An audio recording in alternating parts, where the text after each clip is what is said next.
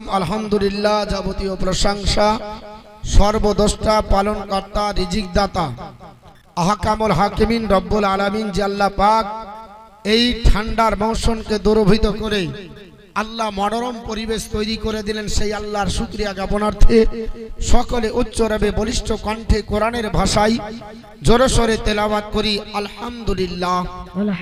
অতঃপর সাইয়্যিদুল মুরসালিন আনিসুল গারিবিন রাহাতুল আশিকিন মুরাদুল মুস্তাকিন জনাবে মুহাম্মদুর রাসূলুল্লাহ সাল্লাল্লাহু তাআলা আলাইহি ওয়াসাল্লামের উপরে লাখো কোটি দরুদ ও সালাম শান্তির ধারা বর্ষিত হোক।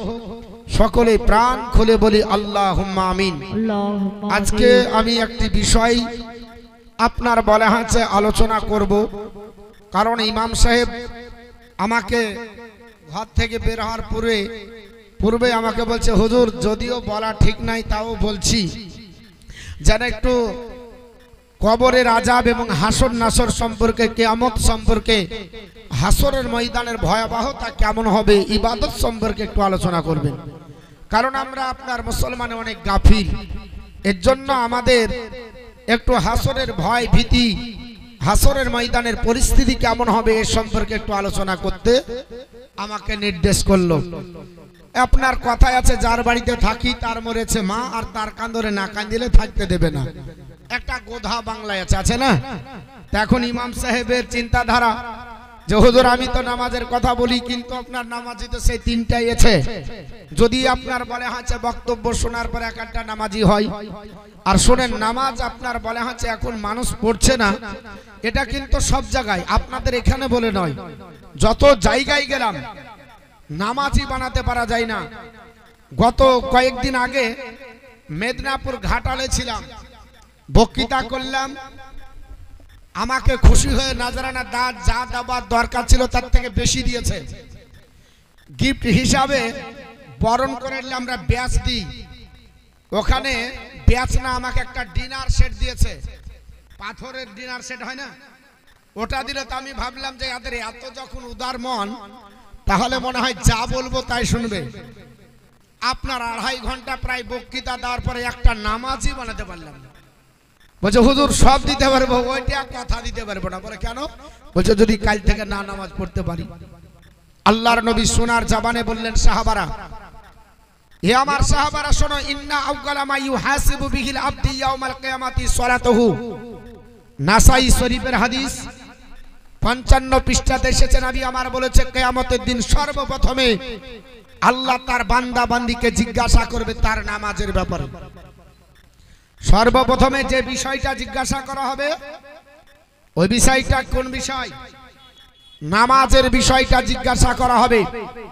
তুমি নামাজি ছিলে কিনা, নামাজ পড়েছো কিনা, আল্লাহর ইবাদত করেছো কিনা, আমি আল্লাহ কেন পাঠিয়েছি তোমাকে, কি উদ্দেশ্যে পাঠালাম, এই উদ্দেশ্য তুমি আমার আপনার বলে আছে মেনেছো কিনা। আল্লাহ পাক বলেন, ওমা খালাকতুল জিন্না ওয়াল ইনসা ইল্লা লিয়াবুদুন, জিন আর মানুষকে আমি আল্লাহ তৈরি করেছি শুধুমাত্র ইবাদতের জন্য। কিসের জন্য? শুধুমাত্র ইবাদতের জন্য আল্লাহ পাঠিয়েছে। আপনি এসেছেন, খেলেন আর ঘুমালেন, সকালবেলায় আপনার বলে আছে ওঠার পরে আপনি কিসসা কাহিনী বলে চলে গেলেন, আপনার বলে আছে আপনি চার দোকান গরম করলেন, এটা জন্য আমার আল্লাহ পাঠায়নি। আল্লাহ পাঠাইছে মানুষ যেন মানুষ হয়, মানুষ যেন আমি আল্লাহ যেমন চেয়েছি তেমন ইবাদত করে যেন পৃথিবীতে কাল অতিবাদ করে। আল্লাহর নবীর আপনার বলে আছে সাহাবী হযরত আপনার বলে আছে আবু হুরায়রা রাদিয়াল্লাহু তাআলা সম্মুখে দণ্ডায়মান ছিলেন। আবু হুরায়রা বললেন, এই আমার সাহাবী, আল্লাহর নবী বলেন, আবু হুরায়রা তোমার বাড়ির সামনে যদি পুকুর থাকে আর এই পুকুরে যদি 5 বার গোসল করো, শরীরে ময়লা থাকবে? এটা মিশকাত শরীফের হাদিস, মিশকাত শরীফের আপনার 58 পৃষ্ঠাতে বর্ণিত হয়েছে। আবু হুরায়রা বললেন, লা ইয়া রাসূলুল্লাহ, থাকতে পারে না। নবী বললেন, নামাজের উদাহরণ ওইরূপ, যেমন 5 বার গোসল করলে ময়লা থাকে না, দুর্গন্ধ থাকে না, 5 বার যদি আল্লাহর বান্দা বান্দি নামাজে দাঁড়ায় তার গুনাহ আপনার বলা হয়েছে তার আমলনামায় থাকে না। জোরে বলেন সুবহানাল্লাহ। সুবহানাল্লাহ। হযরত আবু যার গফারী রাদিয়াল্লাহু তাআলা আনহু বিশিষ্ট সাহাবী, তিনি দেখছেন নবী হুজরা মুবারক থেকে বেরিয়ে আসলেন। নবী আমার হুজরা মুবারক থেকে বেরিয়ে এসে একটা গাছের ডাল ধরে লড়িয়ে দিলেন। বসন্তের সময় ছিল, বসন্তকালে গাছের পত্র মোচন হয়। ফাল্গুন চৈত্র মাসকে বসন্তকাল বলা হয়। সেই সময় কিছু গাছের পাতা ঝরে যায়। গাছের পাতাতে বাতাস পোল আপনার বলা হয়েছে লাগলে পাতা ধরে। হযরতে আপনার আবু যার গফারী বলেন, পাতা যখন ঝরে পড়লো, আমি নবীকে জিজ্ঞাসা করলাম, ইয়া রাসূলুল্লাহ, পাতা ঝরিয়ে আপনি কি বোঝাতে চাইলেন? আমার নবী বললেন, আবু যার গফারী, আল্লাহর বান্দা বান্দি নামাজে যখন দাঁড়িয়ে যায়, আল্লাহ তার গুনহার বোঝাটা মাথার উপর চাপিয়ে দেয়। যাহা সে আল্লাহর বান্দা বান্দি রুকুতে চলে যায়, সেইভাবে তার আপনার গুনহাটা জমিনে ঝরে পড়ে যায়। জোরে বলেন সুবহানাল্লাহ। যেমন গাছের পাতা ঝরে পড়ে গেল, 5 ওয়াক্ত নামাজ পড়লে আল্লাহর বান্দা বান্দির গুনহা ঝরে জমিনে পড়ে যায়। আজ আমরা নামাজের প্রতি আপনার অনেক দুর্বল, নামাজ থেকে আমরা অনেক দূরে। 5 দিন ধরে একটা নামাজিকে যদি মসজিদে না দেখা যায়, ইমাম সাহেব জিজ্ঞাসা করে, বলে হুজুর বা আপনার নামাজি বা চাচা বা সর্দারজি বা আপনার বলে হাজী সাহেব, আপনাকে 5 দিন থেকে মসজিদে দেখা যায় না। হাজী সাহেব মাথা চুলকে বলে, আর বলিস না, কাজে ফেসে গেছিলাম, এর জন্য টেনশনে কাজ করে না, 5 দিন ধরে মসজিদে আসতে পারিনি, আপনার বিশাল চিন্তায় চিন্তিত ছিলাম। আল্লাহর নবীকে জিজ্ঞাসা করেন, ইয়া রাসূলুল্লাহ, যদি চিন্তায় চিন্তিত হই, যদি আপনার বিপদে পড়ি, যদি মুসিবতে পড়ি, নামাজ ছেড়ে চিন্তা করব না আল্লাহ তোমার উপর তাওয়াক্কুল করব?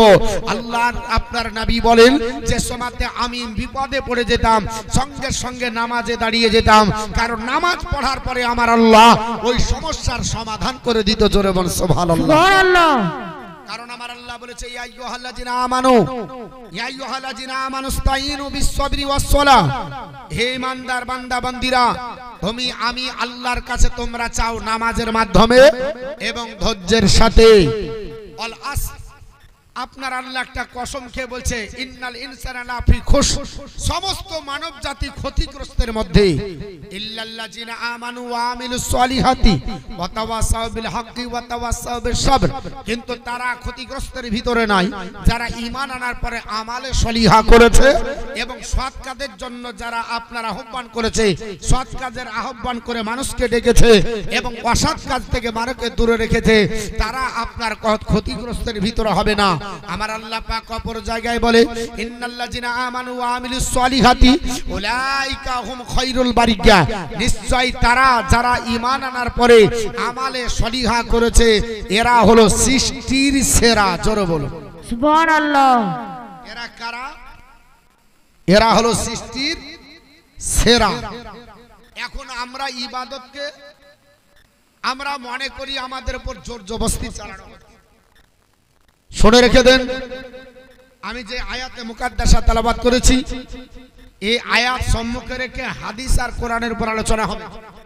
এদিক ওদিক যাবার চেষ্টা করব না, তবে বুঝবেন মা বোন, আপনাদের জন্য বলবো কবরের হিসাব সম্পর্কে এবং হাসর, দুটি বিষয় নিয়ে আপনাদের কাছে আলোচনা করব। কারণ কবর খুব ভয়াবহ জায়গা। কবর নিজে বলছে, আল্লাহর নবী বলছে, কবর বলে আমি একাকিত্বের ঘর, আমি নির্জনতার ঘর, আমি সাপ বিচ্ছুর ঘর, আমি অন্ধকারের ঘর, আমি খুব ছোট ঘর। আমার কাছে আসতে গেলে আলো নিয়ে আসতে হবে, খাতাপত্র বেঁধে আসতে হবে, হিসাব করে আসতে হবে। কবর আপনাকে এটা দিয়ে দিয়েছে ছাড়া। এর জন্য নবী আমার বলে, আমার উম্মত উম্মাতানি, দুটো জিনিস বেশি তোমরা আপনার বলে আছে বেশি বেশি করে স্মরণ করো। কাসরাতি জিকিরুল মাউতি ওয়া তেলাওয়াতিল কোরআন, বেশি বেশি করে কোরআনের তেলাওয়াত করো আর বেশি বেশি করে মৃত্যুকে স্মরণ করো। কোন জিনিসটা দুটো লাগবে? একটা হলো কোরআনের তেলাওয়াত আর অপরটা হলো বেশি বেশি মৃত্যুর স্মরণ। মৃত্যুর স্মরণ যদি হয়, একজন ব্যক্তি বেনামাজি হতে পারবে না। আল্লাহ পাক বলেছেন, ওয়াল্লাযিনা ইয়াবিতুনা লিরাব্বিহিম সুজদাও ওয়া কিয়ামা। আল্লাহর প্রেমিক প্রেমিকা বান্দা বান্দি তারা যারা রাত্রি কাটাবে নফল নামাজের মাধ্যমে এবং সিজদার মাধ্যমে। জোরে বল সুবহানাল্লাহ। সুবহানাল্লাহ। প্রেমিক প্রেমিকা হতে চাই, হাসরের ময়দান খুব ভয়াবহ জায়গা। আল্লাহর নবী সাল্লাল্লাহু আলাইহি সাল্লাম বলেছেন, হাসরের ময়দান এমন আপনার ময়দান হবে যে ময়দানে আপনার বলা হয়েছে বাপ আপনার বাপের পরিচয় দেবে না। আল্লাহ রাব্বুল আলামিন পবিত্র কোরআনে বলছে যে এ আমার আপনার বান্দা বান্দি তোমরা শোনো, ওই দিন এমন একটা দিন হবে যেই দিন তোমার কাছ থেকে সবাই পালাবে। আপনার বলা হয়েছে ওই দিন আপনার বিশ্বনবী আপনার যেমন বলছে আল্লাহ তেমন বলেছে, ইয়াউমুন ইউফাররুল মারউ আপনার মিন আখিহি ওয়া উম্মিহি ওয়া আবিহি, তোমার কাছ থেকে সেই দিন তোমার ভাইরা পালিয়ে যাবে, তোমার বাপ পালিয়ে যাবে, তোমার মা পালিয়ে যাবে। যার আপনার বলা হচ্ছে ভালোবাসা এখন সবচাইতে বেশি। আমি যদি আপনার রোগাক্রান্ত হই, মা বুকে তুলে নিবে, নিবে কি নিবে না? বাপ আমার বুকে তুলে নিবে, ভাই আমার কোলে নিবে, তাড়াতাড়ি রায়গঞ্জে ভর্তি করো, আমার ভাই কষ্ট পাচ্ছে, আমার ভাই দুঃখে আছে, আমার ভাইয়ের যন্ত্রণা হচ্ছে। কিন্তু আপনি হাসরের ময়দানে নাফসি নাফসি করে ছোটাছুটি করবেন। আপনি ভাইয়ের কাছে যাবেন, ভাই বলবে তোমাকে চিনি না। মায়ের কাছে যাবেন, মা বলবে তোমাকে চিনি না। বাপের কাছে যাবেন, বাপ বলবে তোমাকে চিনি না। বন্ধুর কাছে যাবেন, বন্ধু বলবে ছিল না কেউ। সবাই পর হয়ে যাবে, কিন্তু একজনই আপন থাকবে, তিনি হলো রাসূলুল্লাহ। জোরে বল সুবহানাল্লাহ। একজনই তিনি হবে, তিনি হচ্ছে রাসূলুল্লাহ। তিনি আপনার বলতেছেন এ আনা শুনে রেখে দাও, সাফাতি ইয়াও আপনার সাফাতি লি আহলিল কাবাইরি মিন উম্মতি। আমি সেই দিন হাসরের ময়দানে বাপ যেদিন কাজে আসবে না, মা যেদিন কাজে আসবে না, ভাই যেদিন কাজে আসবে না, পাড়া প্রতিবেশী বন্ধু বান্ধব সবাই যেদিন পর হয়ে যাবে, আমি রাসূলুল্লাহর শাফায়াতে বড় বড় গুনাহগারও আমার শাফায়াত পেয়ে জান্নাতে যাবে। সুবহানাল্লাহ, সুবহানাল্লাহ। বড় বড় গুনাহগার শাফাতি লি আহলিল কাবাইরি মিন উম্মতি। আনাস রাদিয়াল্লাহু তাআলা আনহু থেকে বর্ণিত যে আমার শাফায়াতে বড় বড় গুনাহগারও কাবিরা যারা গুনাহ করেছে এরাও শাফায়াত পাবে। তো যে নবী বলছে আমি একমাত্র বন্ধু থাকব, তো সেই নবীর কথা শুনে নামাজি হতে হবে না হবে না? জোরে বলেন হতে হবে না হবে না? আমার আল্লাহ পাক ওই নবীকে কেন আপনার বলা হচ্ছে ওই দিনে শাফায়াতের কান্ডারি বানাবে? আমার আল্লাহ ওয়াদা করেছে আসা আইয়াব আসাকা রব্বুকা মাকামাম মাহমুদা, অতি শীঘ্রই আপনার প্রভু আপনাকে এমন এক জায়গায় দণ্ডায়মান করাবে যেখানে সবাই আপনার প্রশংসা করবে। জোরে বল সুবহানাল্লাহ, সুবহানাল্লাহ। আল্লাহ পাক নবীকে মাকামে মাহমুদ দান করবে। কি দান করবে? মাকামে মাহমুদ। মাকাম মানে জায়গা, আর মাহমুদ মানে প্রশংসার জায়গা।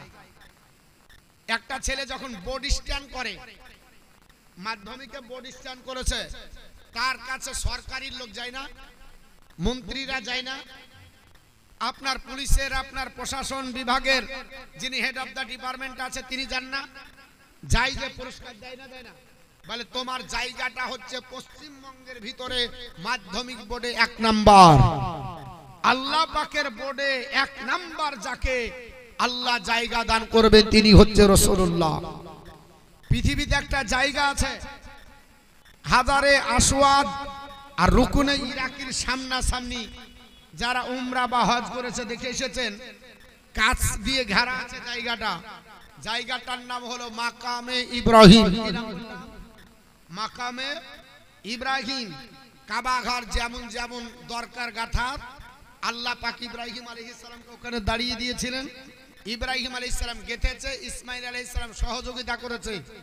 আর 3 তলা আপনার মোটামুটি 2.5 তলা হবে, এতদূর পর্যন্ত ঘরটা উঁচু।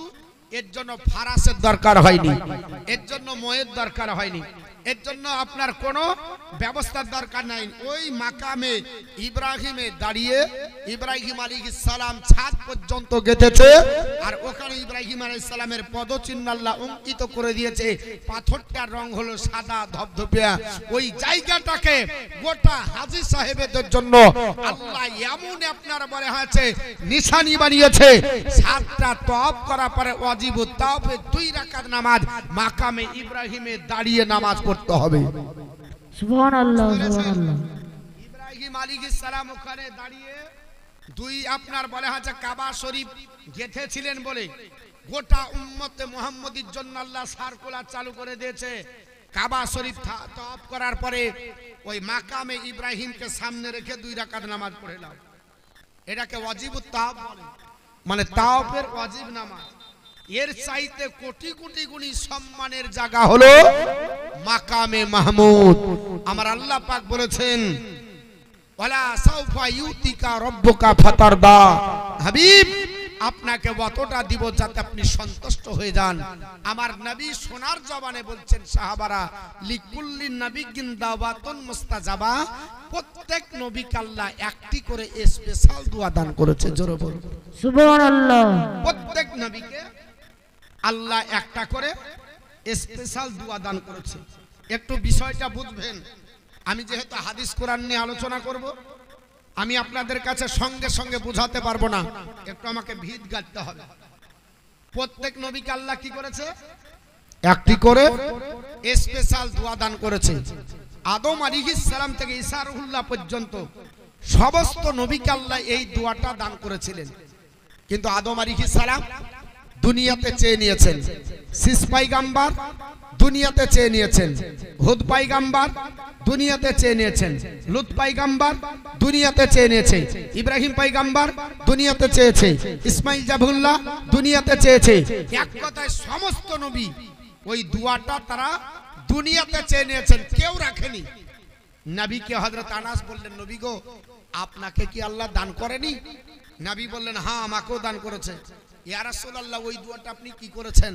নবী বললেন, আমি ওই দোয়াটা কিয়ামতের দিনে হাসরের ময়দানে যখন সবাই নাফসি নাফসি করবে আর আমার আল্লাহ যখন আমাকে মাকামে মাহমুদ দান করবে, আমি সিজদায় পড়ে ওই দোয়াটা চেয়ে আমার গুনাহগার উম্মত উম্মাতানিকে সাফায়াত করে আমি রাসূলুল্লাহ জান্নাতে নিয়ে যাব। জোরে বলুন সুবহানাল্লাহ। আরেকটু সুবহানাল্লাহ। জোরে বলতে হবে সুবহানাল্লাহ। আর আমরা এখন ওই নবীর কথা ছেড়ে বেনামাজি হয়ে মোল্লার চিন্তায় ব্যস্ত, ঠিক না বেঠিক? একবার দরুদ শরীফ পড়েন, হাদিস আপনাদেরকে একটু তুলে ধরি। আল্লাহুম্মা সাল্লি আলা সাইয়্যিদিনা মাওলানা মুহাম্মদ ওয়া আলা আলি সাইয়্যিদিনা মাওলানা মুহাম্মদ ওয়া আলা আলি সাইয়্যিদিনা মাওলানা মুহাম্মদ সাল্লি আলা সাইয়্যিদিনা মাওলানা মুহাম্মদ ওয়া আলা আলি সাইয়্যিদিনা মাওলানা মুহাম্মদ সাল্লাল্লাহু আলাইহি सल्ली आला मोहम्मद हरदम ज़हबा से निकाला पाक नबी मोहम्मद हरदम ज़हबा शफीअना मोहम्मद।